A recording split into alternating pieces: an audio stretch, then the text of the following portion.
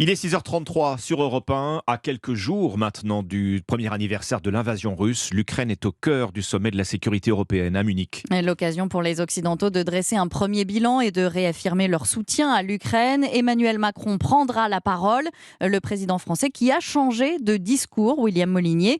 Il est loin le temps où il appelait à ne pas humilier la Russie. Oui, selon l'Élysée, Emmanuel Macron évoquera dans son discours les moyens d'assurer la défaite de la Russie, positionnement français qui n'avait jamais été aussi clairement affirmé.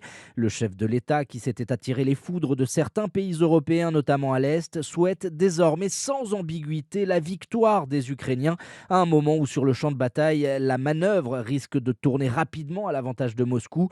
On est sceptique quant à la capacité des Ukrainiens de résister dans le temps face aux Russes, confie une source militaire. Le Kremlin assure régénérer rapidement ses forces quand Kiev se démenait pour obtenir des chars et de l'armement lourd auprès des Occidentaux. Les chars promis tardent à arriver jusqu'à la ligne de front. J'espère que le moment ukrainien n'est pas passé, poursuit ce haut gradé.